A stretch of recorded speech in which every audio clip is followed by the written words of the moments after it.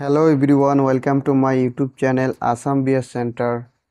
তোমালোকে যদি ভিডিওটো চাই ভাল লাগে চেনেলটো সাবস্ক্রাইব কৰিবা আৰু নিজৰ বন্ধু বান্ধৱীৰ মাজত ক্লাস ফ্ৰেণ্ডৰ মাজত ভিডিওটো শেয়াৰ কৰি দিবা। আজিৰ ভিডিওটোত আমি 5 নম্বৰৰ প্ৰশ্নৰ পৰা সমাধান কৰিম অনুশীলনী 2.1 ক্লাস 7 গণিত। 5 নম্বৰ প্ৰশ্নটো আছে মাকে হাত খৰচৰ বাবে দিয়া টকাৰে বিজিতে 3/5 অংশ বহি আৰু কলম কিনাত আৰু 2/7 অংশ জ্যামিতি বাকচ কিনাত আৰু বাকি অংশ জমা ৰাখিলে বিজিতৰ হাতত কিমান অংশ টকা জমা থাকিল উলিয়াই তিনিওটা অংশ অধক্ৰমত সজোৱা। অধক্ৰম মানে কি প্ৰথমে আমাক জানিব লাগিব। অধ মানে ডাঙৰৰ পৰা সৰু, অধ মানে সৰু, ডাঙৰৰ পৰা সৰুলৈকে যাব লাগিব। যেনেকুৱা উদাহৰণ হিচাপে লৈছো 1 2 আৰু 3 যদি থাকে এটুক যদি আমি অধক্ৰমত সজাও তেনেহলে তিনিটো সবৰ আগত লিখিব লাগিব যেটো আটাইতকৈ ডাঙৰ, তাৰ পিছত 2, তাৰ পিছত 1 আৰু এটা আছে ঊৰ্ধ্বক্ৰম, এইটো হ'ব অধক্ৰম আৰু এটা আছে ঊৰ্ধ্বক্ৰম। ঊৰ্ধ্ব মানে সৰুৰ পৰা ডাঙৰ, মানে প্ৰথমে 1 লিখিম, তাৰ পিছত 2, তাৰ পিছত 3 হ'ব, এইটো হ'ব ঊৰ্ধ্বক্ৰম। মনত ৰাখিবা এইটো। এতিয়া 1 নম্বৰ প্ৰশ্নটো কেনেকৈ কৰিম।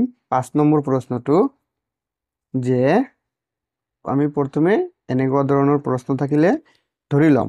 ধৰা হল মাকে মুঠ হাত খৰচ দিছে 1 টকা, তাৰ পিছত তাৰ পৰা কি কৰিছে বিজিতে বহি আৰু কলম কিনাত খৰচ কৰে 3/5 অংশ আৰু বিজিতে কি কৰে জ্যামিতি বাকচ কিনাত খৰচ কৰে 2/7 অংশ। তেনেহলে বিজিতে কিমান টকা মুঠ খৰচ কৰিলে। মুঠ খৰচ কৰে এই দুটাৰ যোগফল 3/5 যোগ 2/7।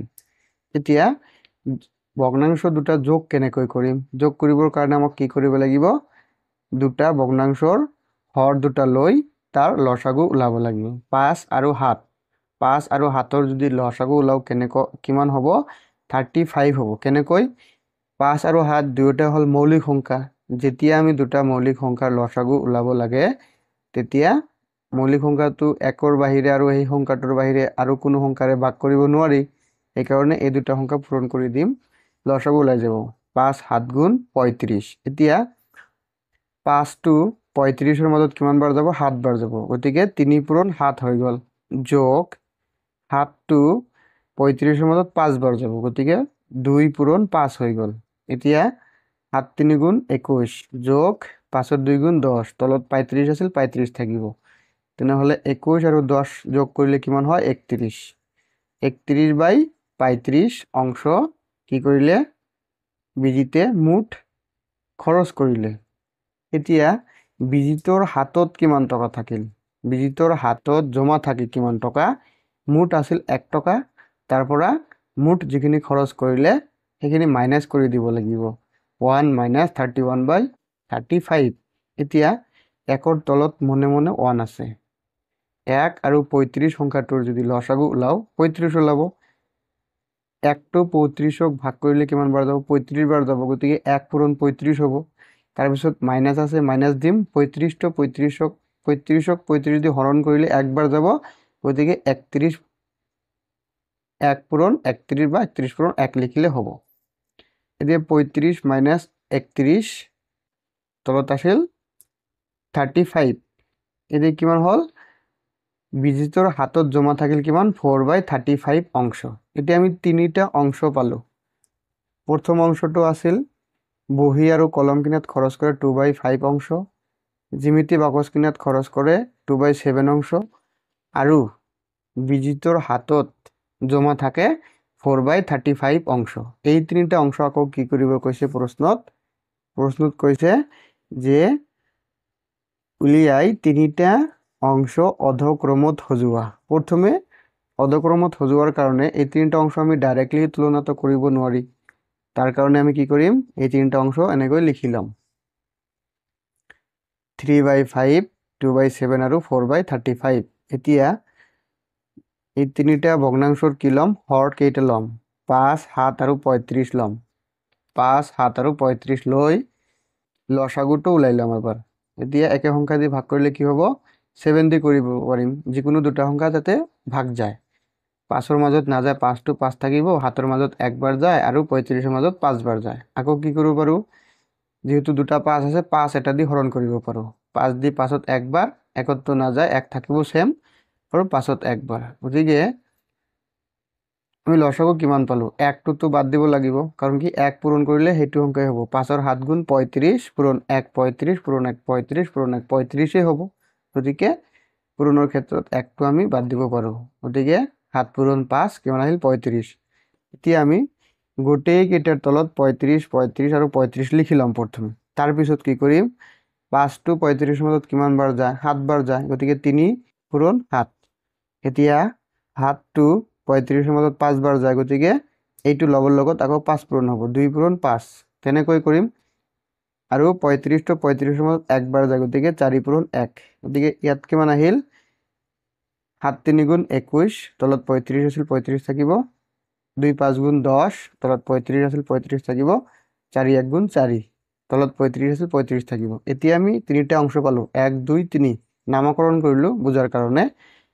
1 নম্বৰ অংশটো হৈছে 35 ভাগৰ 21 ভাগ, 2 নম্বৰ অংশটো হৈছে 35 ভাগৰ 10 ভাগ, 3 নম্বৰ অংশটো হৈছে 35 ভাগৰ 4 ভাগ। কোনটো সবতকৈ ডাঙৰ হ'ব, 1 নম্বৰটো সবতকৈ ডাঙৰ হ'ব, কাৰণ ইয়াতে 21, 35ৰ 21, 35 অংশৰ 21 অংশ। তাৰপিছত এইটো 2 নম্বৰ হ'ব, এইটো 3 নম্বৰ হ'ব। এইটো আমাক সজাবত দিছে অধক্ৰমত, তাৰমানে প্ৰথমে আটাইতকৈ ডাঙৰটো লিখিব লাগিব। এইটো আটাইতকৈ ডাঙৰ, তেনেহ'লে ইয়াৰ এগেইনষ্টত কি আছিল, 3/5। প্ৰথমে লিখিম 3/5, অতএব 3/5। তাতকৈ সৰু কোনটো হ'ব, 2/7, এইটো 2/7 লিখিম, 2/7। তাতকৈ সৰু কোনটো হ'ব, এইটো লিখিম, 4/35। এইটোৱে হ'ল উত্তৰ। এতিয়া আমি অনুশীলনী 2.1ৰ 6 নম্বৰ প্ৰশ্নটো সমাধান কৰিম। 6 নম্বৰ প্ৰশ্নটো আছে, শ্যামলীয়ে ঘৰত প্ৰতিদিন 5 3/4 ঘণ্টাকৈ পঢ়ে। এইখিনি সময়ৰ 2/5 অংশ গণিত আৰু ইংৰাজীত, 1/6 অংশ বিজ্ঞান আৰু বাকীখিনি সময় অন্যান্য বিষয়ত খৰচ কৰে। তিনিওটা অংশ নিৰ্ণয় কৰি ঊৰ্ধ্বক্ৰমত সজোৱা। আগৰ প্ৰশ্নটোত তিনিওটা অংশ নিৰ্ণয় কৰি অধক্ৰমত সজাব দিছিল, ইয়াতে দিছে ঊৰ্ধ্বক্ৰমত সজোৱা। তাৰ কাৰণে প্ৰথমে এনেকৈ লিখি ল'ম যে শ্যামলীয়ে প্ৰতিদিন পঢ়ে মুঠ 5 3/4 ঘণ্টা। তাৰপিছত গণিত আৰু ইংৰাজী মিলি পঢ়ে 2/5 অংশ আৰু বিজ্ঞান পঢ়ে 1/6 অংশ। এতিয়া গণিত ইংৰাজী আৰু বিজ্ঞান মিলি মুঠ কিমান সময় পঢ়ে, এইটোৰ কাৰণে কি কৰিম, এই দুটা অংশ যোগ কৰিম, 2/5 যোগ 1/6। এতিয়া দুটা ভগ্নাংশ কেনেকৈ যোগ কৰিবা, ডাইৰেক্টটো যোগ কৰিব নোৱাৰোঁ। গতিকে 5 আৰু 6ৰ কি কৰিম, লসাগু ওলাম। কিমান হ'ব, 5 আৰু 6ৰ লসাগু ওলালে 5 আৰু 6। দুটা সংখ্যাক একে সংখ্যাৰে ভাগ কৰিব নোৱাৰি, গতিকে এই দুটা সংখ্যাৰ পূৰণফলেই হ'ব লসাগু। লসাগু 30, কিমান ওলাল, লসাগু ওলাল 30। গতিকে 5টো 30ৰ মাজত কিমান বাৰ যায়, 6 বাৰ, 2 পূৰণ 6 বা 6 পূৰণ 2, যোগ আছে যোগ চিহ্ন দিম। 6টো 30ৰ মাজত কিমান বাৰ যায়, 5 বাৰ যায়। গতিকে 5 পূৰণ 1 আছিল লব, লব হ'ব পূৰণ, 5 পূৰণ 1। তাৰপিছত 6ৰ 2 গুণ 12, 5ৰ 1 গুণ 5, তলত 30 আছিল 30 থাকিব, সমান সমান 12 আৰু 5 যোগ কৰিলে কি হ'ব, 17, তলত 30 আছিল 30 থাকিব। এতিয়া প্ৰথমে ওলাব লাগিব যে আৰু অন্যান্য বিষয়ত খৰচ কৰে, অন্যান্য বিষয়ত কিমানখিনি খৰচ কৰে।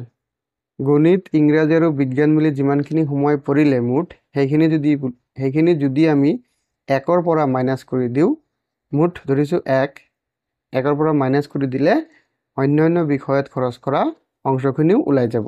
গতিকে 1 - 17/30। এতিয়া 1ৰ তলত মনে মনে 1 আছে, 1 আৰু 30, সংখ্যা দুটাৰ লসাগু কিমান ওলাব, 30।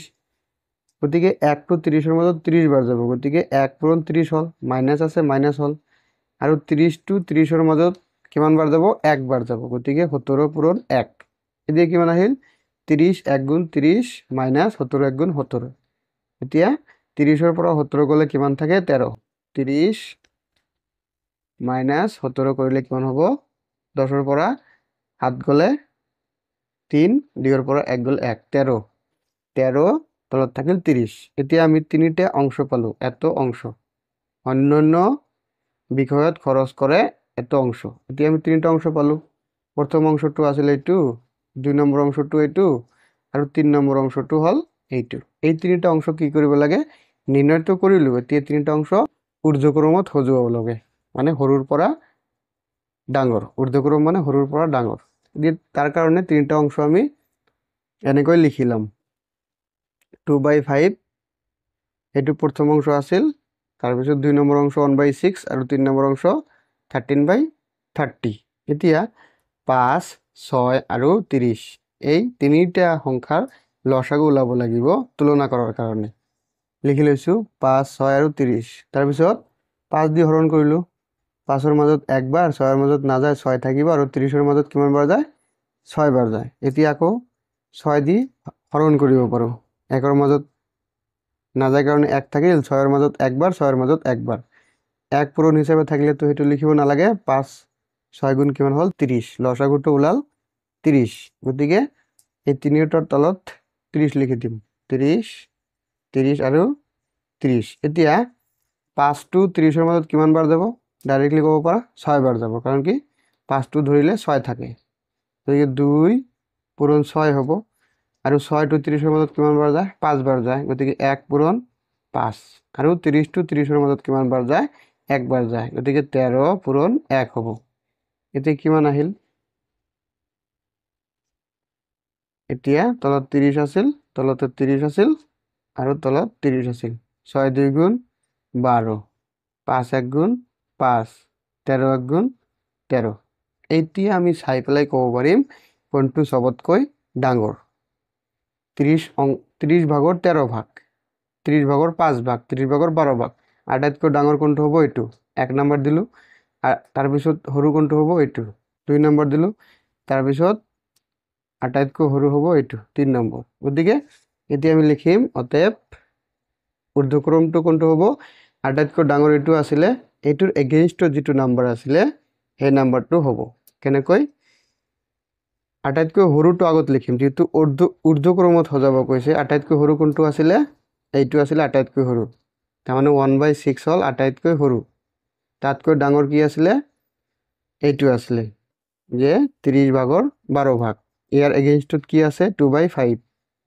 2/5 আৰু সবতকৈ ডাঙৰ আছিল এইটো ইয়াৰ এগেইনষ্টত কি আছে 13/30 এটি হ'ব উত্তৰ এইবিলাক শব্দ অংক অলপ ডাঙৰ হ'ব পাৰে ভিডিওটো কাৰণ কি এইবিলাক অংক বুজাবলৈ সময় লাগে তাৰ কাৰণে মই কিছুমান বস্তু আগতেই লিখি ৰাখো যাতে ভিডিওটো অলপ শৰ্ট হ'ব পাৰে এতিয়া আমি 7 নম্বৰ প্ৰশ্নটো সমাধান কৰিম অনুশীলনী 2.1 ৰ প্ৰশ্নটো আছে বিদ্যালয়ৰ আদৰ্শ পঠন প্ৰতিযোগিতাত 3 মিনিটত উৎপলে নিৰ্দিষ্ট পৃষ্ঠাৰ 5/6 অংশ আৰু ৰঞ্জনে সেই একেটা পৃষ্ঠাৰ একে সময়ত 10/11 অংশ পঢ়িবলৈ সক্ষম হৈছিল এতিয়া আমাক প্ৰশ্নটো কি সুধিছে কোনে বেছি পঢ়িলে এতিয়া আমি প্ৰথমে লিখিম প্ৰতিযোগিতাৰ মুঠ সময় 3 মিনিট উৎপলে পঢ়িলে 5/6 অংশ আৰু ৰঞ্জনে পঢ়িলে 10/11 অংশ এই দুটো অংশ আমি তুলনা কৰিম আগতে আমি তুলনা কৰিলো এতিয়া আমি তুলনা কৰিম অতএব 5/6 আৰু 10/11 এই দুটা আমি তুলনা কৰিম কেনেকৈ কৰিম তুলনা কৰাৰ কাৰণে প্ৰথমে আমাক কি ওলাব লাগিব লসাগু 6 আৰু 11 সংখ্যাটোৰ লসাগু ওলাব লাগে গতিকে এই দুটা সংখ্যাক প্ৰথমে আমাক চাব লাগিব যে একে সংখ্যা দি হৰণ কৰিব পাৰো নে নোৱাৰো যদি নোৱাৰো এই দুটা সংখ্যাৰ পূৰণফলেই হৈ যাব আমাৰ লসাগু কিমান হল লসাগু 66 গতিকে 66 লিখিম এতিয়া 6 66ৰ মাজত কিমান বাৰ যাব 6টো যদি আমি ধৰো তেনেহলে কিমান বাকি থাকে 11 তাৰ মানে 11 বাৰ যাব গতিকে 5 পূৰণ কিমান হল 11 এতিয়া 11 টু 66ৰ মাজত কিমান বাৰ যাব এইবাৰ 11 টু চাপি ধৰিম কিমান থাকিল বাকি 6 তাৰ মানে 6 বাৰ যাব গতিকে 10 পূৰণ 6 কিমান ওলাব তলত ৬৬ ৫ ১১ গুণ ৫৫ আৰু ইয়াতে কিমান হ'ব তলত আছিল ৬৬ ১০ৰ ৬ গুণ কিমান হ'ল ৬০ তো এইটো কোনে পৰিছিল উৎপলে এইটো পৰিছিল উৎপলে ইমান অংশ পৰিলে আৰু ৰঞ্জুনে ইমান অংশ পৰিলে এতিয়া কোনে বেছি পৰিলে উৎপলে পৰিলে ৬৬ পৃষ্ঠাৰ ভিতৰত ৫৫ পৃষ্ঠা আৰু ৰঞ্জুনে পৰিলে ৬৬ পৃষ্ঠাৰ ভিতৰত ৩ মিনিটত কিমান পৃষ্ঠা পৰিছে ৬০ পৃষ্ঠা তেনেহ'লে কোনে বেছি পৰিলে ৰঞ্জুনে বেছি পৰিলে গতিকে আমাৰ উত্তৰটো হ'ব ৰঞ্জুনে বেছি পৰিলে এইটো হ'ব উত্তৰ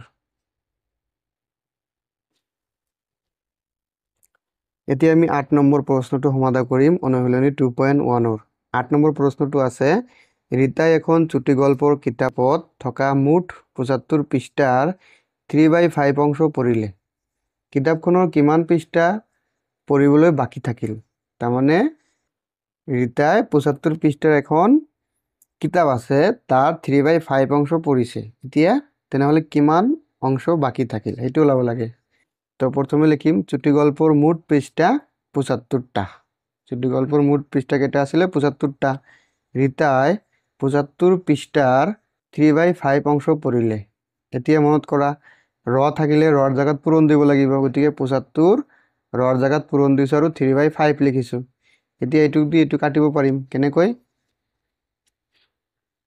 ৫ৰ ১ গুণ ৫ ৫ৰ ১৫ গুণ ৭৫ এতিয়া কিমান বাকি থাকিল 15 পূৰণ 3 3 15 গুণ কিমান হয় 45 তাৰ মানে ৰীতাই 3/5 অংশ পড়িলে মানে কি 45 পৃষ্ঠা তাই পড়িলে কিন্তু এতিয়া পড়িবলৈ বাকি থাকিল কিমান হেতু ওলাব লাগিব পৃষ্ঠা পড়িবলৈ বাকি থাকিল মুঠ পৃষ্ঠাৰ পৰা ৰীতাই যিমানখিনি পৃষ্ঠা পঢ়িছে সেইখিনি বাদ দিম মুঠ পৃষ্ঠা কেইটা আছিলে ৭৫ পৃষ্ঠা আছিলে মুঠ আৰু ৰীতাই কিমান পৃষ্ঠা পঢ়িছে ৪৫ পৃষ্ঠা পঢ়িছে এতিয়া মাইনাস কৰিম 75 মাইনাস 45 কিমান হ'ব 5ৰ পৰা 5 গলে 0 7ৰ পৰা 4 গলে 3 বাকি থাকিল কিমান তেনেহলে 30টা পৃষ্ঠা বাকি থাকিল গতিকে বাকি থকা লাষ্টত লিখিবা যে বাকি থকা পৃষ্ঠাৰ সংখ্যা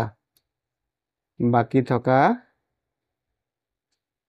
পৃষ্ঠাৰ সংখ্যা কিমান হ'ব 30 এটি হ'ব উত্তৰ এতিয়া আমি অনুশীলনী 2.1 ৰ 9 নম্বৰ প্ৰশ্নটো সমাধান কৰিম প্ৰশ্নটো আছে এজন মানুহৰ হাতত 200 টকা আছিল তাৰে এক পঞ্চম অংশ তেওঁ বাজভাড়া হিচাপে দিলে মানুহজনৰ হাতত এতিয়া কিমান টকা থাকিল তাৰ কাৰণে কি লিখিম প্ৰথমে লিখিম মানুহজনৰ হাতত মুঠ 200 টকা আছিল মুঠ টকাৰ এক পঞ্চম অংশ তাৰ মানে 1/5 অংশ বাজভাড়া হিচাপে দিলে তেনেহলে মুঠ টকাৰ লগত কি হ'ব মুঠ টকাৰ 1/5 অংশ ওলাব লাগে তেনেহলে ৰৰ জাগাত পূৰণ দি দিম এতিয়া কি কৰিম কটাকটি কৰিব পাৰো কেনেকৈ 5ৰ 1 গুণ 5 তেনেহলে 5 টো 20ৰ মাজত কিমান বাৰ যায় 4 বাৰ যায় বাকি থাকিল কি শূন্য গতিকে বাজভাড়া হিচাপে কিমান টকা দিলে তেনেহলে 40 টকা দিলে 40 টকা বাজভাড়া হিচাপে দিলে আমি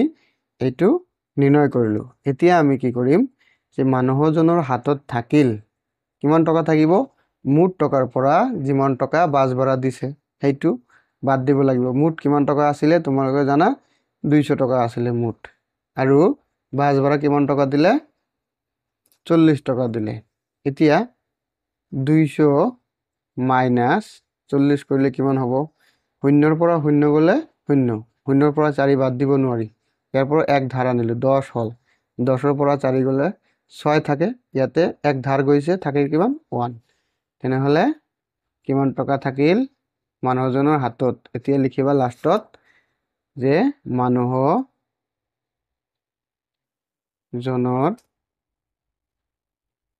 হাতত থাকিল কিমান টকা 160 টকা থাকিল এটাই উত্তৰ।